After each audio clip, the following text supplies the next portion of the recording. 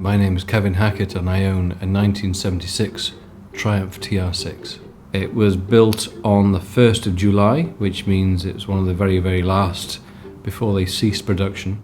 It was for sale in a northern Spanish town called Vigo, which borders with Portugal.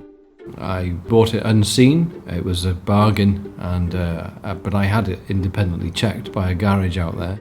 So I knew it was fine, and I paid the money, shipped it over.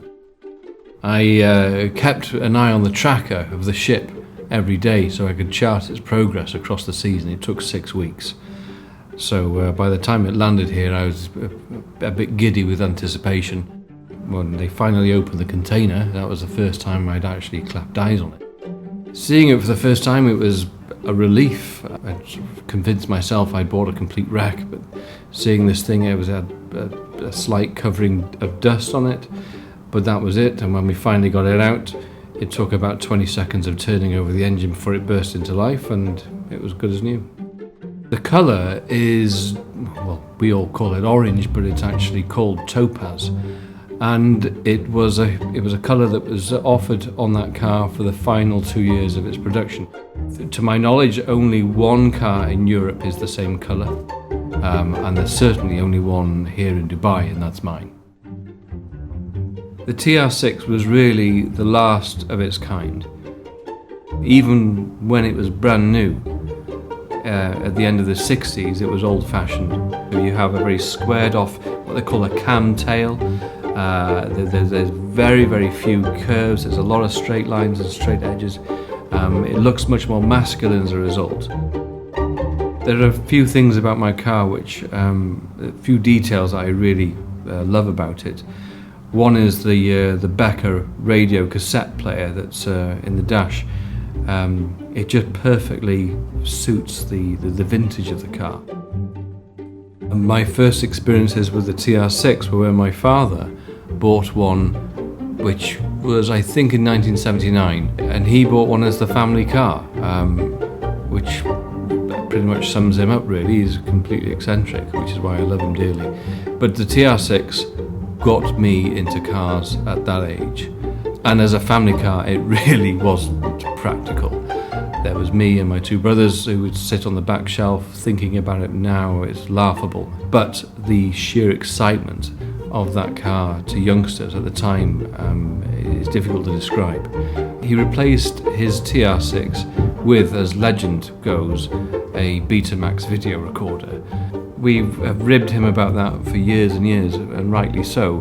But having spoken to him recently about it, it became obvious that he really couldn't keep up with the car's demands.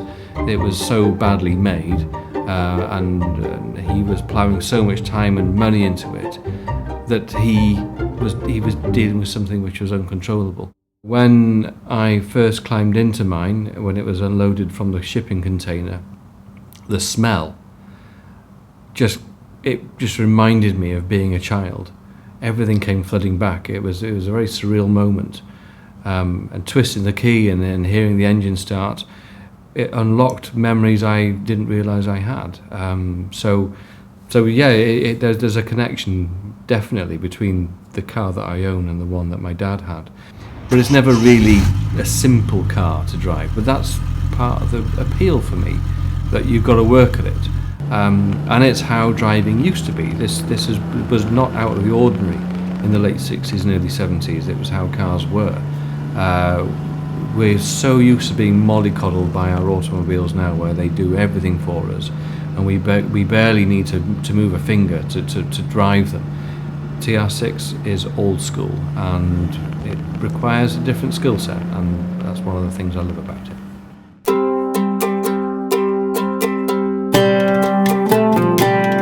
I don't particularly enjoy driving in the city. I do enjoy taking it out at the weekends. Once you get there, the roads are empty, lots and lots of curves, lots of mountains, lots of stunning scenery. That's really where this car is in its element. But there's one thing is for certain, and that is the roof is never up on my car. I only drive it in weather where I can enjoy being in the open.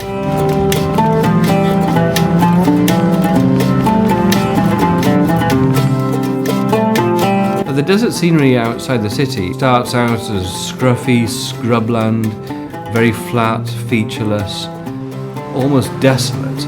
And then the further you go away from the city, the more dramatic it gets.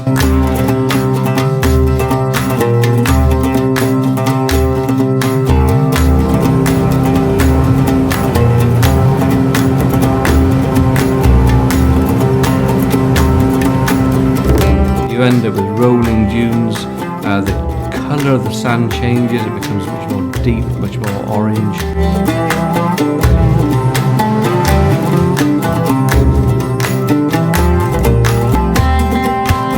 The TR6, it makes me feel happy, it's an interest, it's a hobby, and it's something that I can use. It has a practical element to it too. But it's something that it reminds me a lot of my youth, it reminds me of my family, it reminds me of happy times.